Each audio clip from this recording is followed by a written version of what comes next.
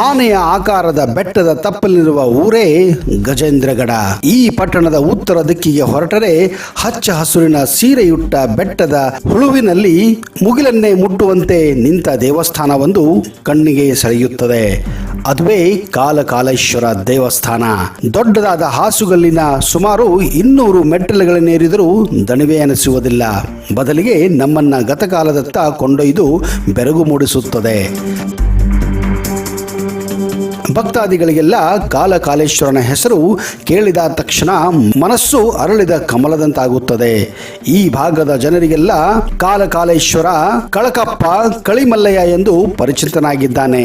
ಈ ದೇವನ ಚರಿತ್ರೆ ಕೂಡ ಅಷ್ಟೇ ರೋಚಕವಾಗಿದೆ.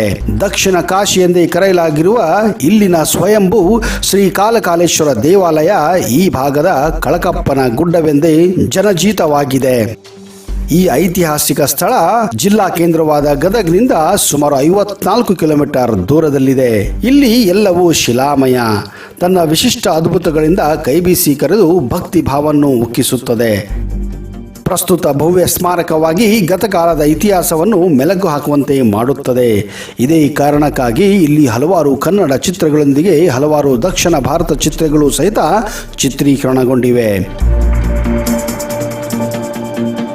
ಗಜೇಂದ್ರಗಡ ಪಟ್ಟಣದಿಂದ ಸುಮಾರು 5 ಕಿಲೋಮೀಟರ್ ದೂರದಲ್ಲಿ 300 ಅಡಿ ಎತ್ತರವಾದ ಗುಡ್ಡದಲ್ಲಿ ಕಾಲಕಾಲೇಶ್ವರ ಗವಿ ದೇವಾಲಯವಿದ್ದು ಅದು ಪುರಾತನ ಪುಣ್ಯಕ್ಷೇತ್ರವಾಗಿದೆ.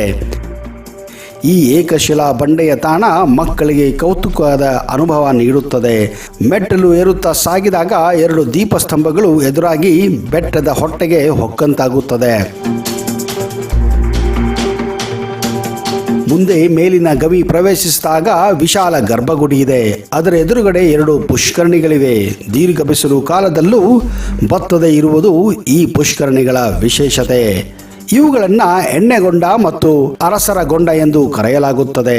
ಆಶ್ಚರ್ಯವೇನೆಂದರೆ ಋತು ಭೇದವಿಲ್ಲದೆ ನಿರಂತರವಾಗಿ ಆಲದ ಮರದ ಬೇರಿನಿಂದ ಈ ಹೊಂಡಕ್ಕೆ ಬೀಳುವ ನೀರು ಸದಾಕಾಲ ತಂಪಾಗಿರುತ್ತದೆ. ಭಕ್ತರು ತೀರ್ಥ ಸಮಾನವೆಂದು ಪರಿಗಣಿಸಿ ಇದನ್ನು ಸೇವಿಸುತ್ತಾರೆ. ಬೆಟ್ಟ ಹತ್ತಿ ದಣಿದ ದೇಹಕ್ಕೆ ತಂಪು ವಾತಾನುಕೂಲಿತ ಸ್ಪರ್ಶ ಕಲ್ಪಿಸುವ ಈ ಗುಡ್ಡವು ಚಾರಣಕ್ಕೆ ಹೇಳಿ ಮಾಡಿಸಿದ ತಾಣವಾಗಿದೆ. ಹೀಗಾಗಿ ದೇಶ ವಿದೇಶದಿಂದ ಹಲವಾರು ಚಾರಣಿಕರು ಈ ಬೆಟ್ಟಕ್ಕೆ ಬರುತ್ತಾರೆ. ಶ್ರೀ ಕಾಲಕಾಲೇಶ್ವರನ ಈ ಐತಿಹಾಸಿಕ ದೇಗುಲ ಸನ್ನಿಧಿ ಭಕ್ತರಿಗೆ ದರ್ಶನ ಭಾಗ್ಯ ನೀಡುವುದರ ಜೊತೆಗೆ ಅನ್ನದಾತರಾದಂತಹ ರೈತರಿಗೆ ಮಳೆ ಬೆಳೆಯ ಮುನ್ಸೂಚನೆ ಅಂದಾಜಿಸುವ ತಾಣವೂ ಕೂಡ ಆಗಿದೆ. ಹೀಗಾಗಿ ಪ್ರತಿ ವರ್ಷ ಯುಗಾದಿಯಂದು ಸುಣ್ಣ ಸುರುಮಗಳ ಲೀಲೆ ಹಾಗೂ ಅದರ ಭವಿಷ್ಯದ ಮಳೆ ಪ್ರಮಾಣ ಮುನ್ಸೂಚನೆ ಕಾಣಲು ರೈತರು ಇಲ್ಲಿ ಕಾತುರರಾಗಿರುತ್ತಾರೆ. ಪ್ರತಿ ವರ್ಷ ದವನ ಹುಣ್ಣಿಮೆಯ ದಿನ ನಡೆಯುವ ಶ್ರೀ ಕಾಲಕಾಲೇಶ್ವರ ಜಾತ್ರೆಯ ಚಟುವಟಿಕೆಗಳು ಮಾತ್ರ ಆರಂಭಗೊಳ್ಳುವುದು ಯುಗಾದಿ ಹಬ್ಬದಿಂದೇ.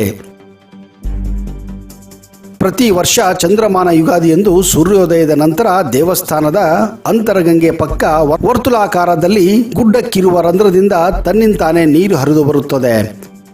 ಇದರ ಆಧಾರದ ಮೇಲೆ ಆಯಾ ವರ್ಷ ಮಳೆಯ ಪ್ರಮಾಣವನ್ನು ರೈತರು ಅಂದಾಜಿಸಿ ನೀರು ಹರಿದು ಬಂದರೆ ಉತ್ತಮ ಮಳೆಗಾಲ, ಇಲ್ಲದಿದ್ದರೆ ಬರಗಾಲ ಎಂಬ ನಂಬಿಕೆ ಇಲ್ಲಿನ ರೈತರ ನಂಬಿಕೆಯಾಗಿದೆ.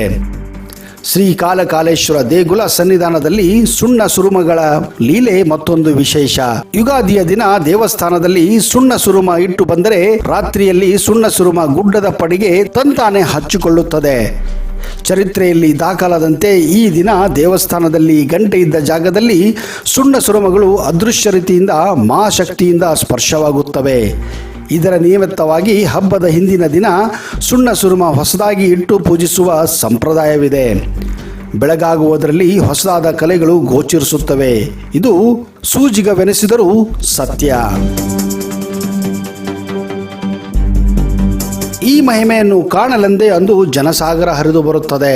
ಸುಣ್ಣ ಹಚ್ಚಿದರೆ ಬಿಳಿ ಕಾಳು, ಸುರುಮ ಹಚ್ಚಿದರೆ ಕೆಂಪು ಕಾಳಿನ ಇಳುವರಿ ಚೆನ್ನಾಗಿ ಬರುತ್ತದೆ ಎಂದು ಪೂರ್ವದಿಂದಲೂ ಇದನ್ನು ನಂಬಿದ ಐತಿಹ್ಯ ಇದೆ. ನಿಜಕ್ಕೂ ಈ ಬೆಟ್ಟದ ದೇಗುಲದ ಅಂತರಗಂಗೆ ಮೇಲ್ಭಾಗದಲ್ಲಿ ಯಾರು ಹತ್ತಲಾಗದ ಸ್ಥಳದಲ್ಲಿ ಸುಣ್ಣ ಸುರುಮಗಳು ಆಶ್ಚರ್ಯಕರ ರೀತಿಯಲ್ಲಿ ತಂತಾನೆ ಹಚ್ಚಿಕೊಳ್ಳುತ್ತದೆ ಎಂಬುದು ನಿಗೂಢವಾದಂತಹ ವಿಸ್ಮಯವಾಗಿದೆ. ಇದು ಕಾಲಕಾಲೇಶ್ವರನ ಪವಾಡ ಎಂದು ಇಲ್ಲಿನ ಜನರು ಭಾವಿಸುತ್ತಾರೆ.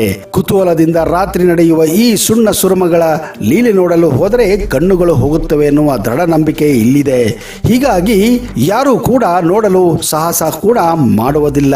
ಬ್ರಹ್ಮದೇವನ ಕಡೆಗೆ ಹೋಗುವ ಬಾಗಿಲ ಮೇಲೆ ಗುಡ್ಡದಲ್ಲಿ ನಂದಿಯನ್ನು ಸ್ಥಾಪಿಸಿದ್ದು, ನಂದಿಯ ಮೇಲೆ ಸ್ವಲ್ಪ ಅಂತರದಲ್ಲಿ ವರ್ತುಲಾಕಾರದ ಒಂದು ಚಿಕ್ಕ ಮಾಡ ಇದೆ. ಯುಗಾದಿಯ ದಿನ ಬೆಳಗ್ಗೆ ಅಲ್ಲಿ ಗಂಗೆ ಹರಿದು ಬರುತ್ತಾಳೆ. ನೀರು ಜೋರಾಗಿ ಹರಿದು ಬಂದರೆ ಆ ವರ್ಷ ಸಮೃದ್ಧ ಮಳೆ, ಸರಿಯಾಗಿ ಹರಿಯದಿದ್ದರೆ ಆ ವರ್ಷ ಕಡಿಮೆ ಮಳೆ. ಇದು ಆಯಾ ವರ್ಷಕ್ಕೆ ನಡೆಯುವ ಸತ್ಯ ಘಟನೆಯನ್ನು ಪರಂಪರೆಯಾಗಿ ನೋಡುತ್ತಾ ನಂಬುತ್ತಾ ಬಂದಿದ್ದಾರೆ ಇಲ್ಲಿನ ಜನ. ಬಿರು ಬೇಸಿಗೆಯಲ್ಲೂ ಅಂತರಗಂಗೆ ತೊಟ್ಟಿಕ್ಕುತ್ತದೆ ಎಂಬುದು ವಿಚಿತ್ರವೆನಿಸುವ ಸತ್ಯ ಕೂಡ. ಗುಡ್ಡದ ಕೆಳಗೆ ಬಂದರೆ ದೊಡ್ಡದಾದ ನೀರಿನ ಹೊಂಡವಿದೆ. ಕಾಲಕಾಲೇಶ್ವರ ಅಂದರೆ ಕಳಕಪ್ಪ ಎಂದು ಕರೆಯಲ್ಪಡುವ ಜನವಸತಿಯ ಸಣ್ಣ ಊರಿದೆ. ಪ್ರಕೃತಿ ನಿರ್ಮಿತ ಸಹಜ ಸೌಂದರ್ಯದ ಮಡಿಲಲ್ಲಿ ಕಂಗೊಳಿಸುವ ರುದ್ರ ರಮಣೀಯ ಬೆಟ್ಟದ ತುದಿಯಲ್ಲಿ ಲಿಂಗ ಸ್ವರೂಪಿಯಾಗಿ ನೆಲೆಸಿರುವ ಶ್ರೀ ಕಾಲಕಾಲೇಶ್ವರನಿಗೆ ಮಾತ್ರ ಇಂದಿಗೂ ತ್ರಿಕಾಲ ಪೂಜೆ ನಡೆಯುತ್ತದೆ.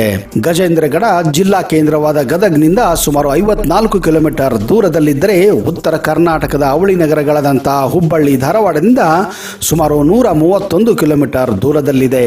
ಹಾಗೆಯೇ ಬಾಗಲಕೋಟೆಯಿಂದ 75 ಕಿಲೋಮೀಟರ್ ದೂರದಲ್ಲಿದ್ದರೆ, ರಾಜ್ಯದ ರಾಜಧಾನಿ ಬೆಂಗಳೂರಿನಿಂದ ಸುಮಾರು 405 ಕಿಲೋಮೀಟರ್ ದೂರದಲ್ಲಿದೆ.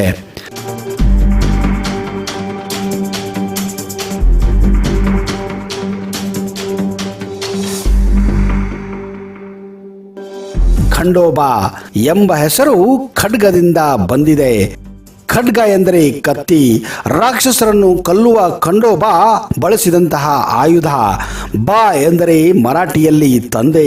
ಆದ್ದರಿಂದಲೇ ಈ ಮೈಲಾರ ಲಿಂಗನನ್ನ ಮರಾಠಿಯಲ್ಲಿ ಖಂಡೋಬಾ ಎಂದು ಕರೆಯುತ್ತಾರೆ. ವಿಶೇಷವೇನೆಂದರೆ ಖಂಡೋಬನು ಒಬ್ಬ ಸಂಯುಕ್ತ ದೇವರ ಅವತಾರನಾಗಿದ್ದು, ಶಿವ, ಭೈರವ, ಸೂರ್ಯ ಹಾಗೂ ಕಾರ್ತಿಕೇಯನ ಗುಣಲಕ್ಷಣಗಳನ್ನು ಹೊಂದಿರುವ ದೈವಿ ಅವತಾರ ಎನ್ನಲಾಗಿದೆ. ಇಷ್ಟೇ ಏಕೆ, ಖಂಡೋಬನನ್ನ ಕೆಲ ಮುಸ್ಲಿಮರು ಕೂಡ ಪರಿಪಾಲಿಸುತ್ತಾರೆ.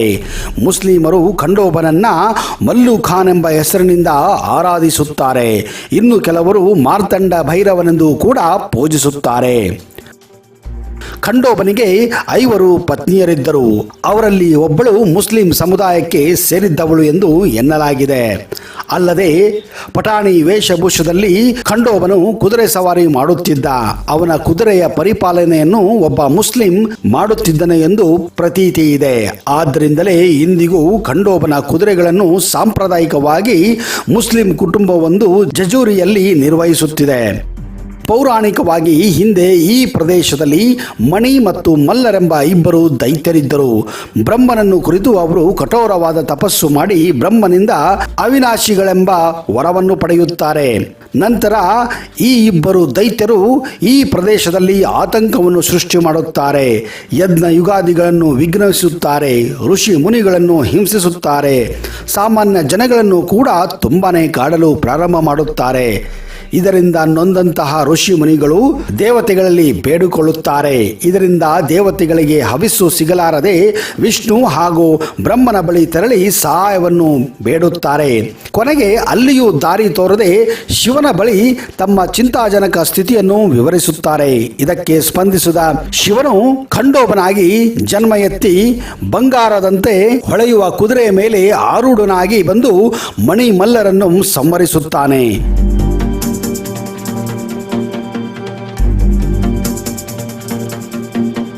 ದೇವರು ಮಲ್ಲನ ತಲೆಯನ್ನು ಕತ್ತರಿಸಿ ದೇವಾಲಯದ ಮೆಟ್ಟಲುಗಳ ಮೇಲೆ ಬಿಡುತ್ತಾನೆ.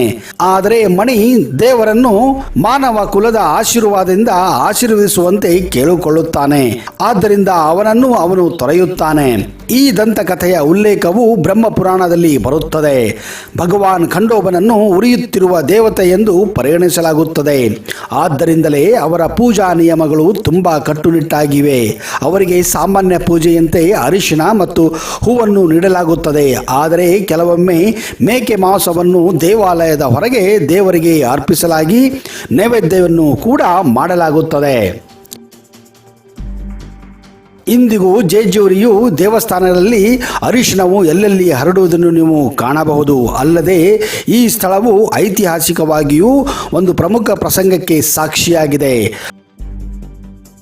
ಮರಾಠ ವೀರ ದೊರೆ ಛತ್ರಪತಿ ಶಿವಾಜಿ ಮಹಾರಾಜನು ಈ ಸ್ಥಳದಲ್ಲಿ ತನ್ನ ತಂದೆಯಾದ ಶಹಾಜಿಯನ್ನು ಬಹು ಸಮಯ ಭೇಟಿಯಾಗಿದ್ದನು. ಖಂಡೋಬ ಶಿವನ ಮತ್ತೊಂದು ಅವತಾರವಾದಂತಹ ಮಾರ್ಕಂಡ ಭೈರವ ಮತ್ತು ಮಲ್ಲರಿಯಂತಹ ಇತರ ಹೆಸರುಗಳಿಂದ ಖಂಡೋಬನನ್ನು ಇಲ್ಲಿ ಪೂಜಿಸಲಾಗುತ್ತದೆ. ಖಂಡೋಬನ ವಿಗ್ರಹವು ಕುದುರೆ ಸವಾರಿ ಮಾಡುವ ಯೋಧನ ರೂಪದಲ್ಲಿದೆ. ಅವನ ಕೈಯಲ್ಲಿ ರಾಕ್ಷಸರನ್ನು ಕೊಂದಿರುವ ದೊಡ್ಡ ಖಡ್ಗ ಕೂಡ ಇದೆ. ಖಂಡೋಬ ದೇವಾಲಯವನ್ನು ಮುಖ್ಯವಾಗಿ 2 ಭಾಗಗಳಾಗಿ ವಿಂಗಡಿಸಲಾಗಿದೆ. ಮೊದಲ ಭಾಗವನ್ನು ಮಂಟಪ ಎಂದು ಕರೆಯಲಾಗುತ್ತದೆ. ಎರಡನೇ ಭಾಗವು ಗರ್ಭಗುಡಿ. ಇದರಲ್ಲಿ ಭಗವಾನ್ ಖಂಡೋಬನ ವಿಗ್ರಹವನ್ನು ಸ್ಥಾಪಿಸಲಾಗಿದೆ. ಈ ದೇವಾಲಯದಲ್ಲಿ ಹಿತ್ತಾಳೆಯಿಂದ ಮಾಡಿದ ದೊಡ್ಡ ಆಮೆ ಕೂಡ ಇದೆ. ಇದಲ್ಲದೆ ಐತಿಹಾಸಿಕ ದೃಷ್ಟಿಕೋನದಿಂದ ಅನೇಕ ಪ್ರಮುಖ ಆಯುಧಗಳನ್ನು ದೇವಾಲಯದಲ್ಲಿ ಇರಿಸಲಾಗಿದೆ. ದಸರಾ ದಿನದಂದು ಭಾರವಾದ ಕತ್ತಿಯನ್ನು ಹಲ್ಲುಗಳ ಸಹಾಯದಿಂದ ದೀರ್ಘಕಾಲ ಇಟ್ಟುಕೊಳ್ಳುವ ಸ್ಪರ್ಧೆ ಕೂಡ ಇಲ್ಲಿ ನಡೆಯುತ್ತದೆ. ಇದು ಮಹಾರಾಷ್ಟ್ರ ಹಾಗೂ ಕರ್ನಾಟಕದಲ್ಲಿ ಅತಿ ಹೆಸರನ್ನು ಪಡೆದಿದೆ.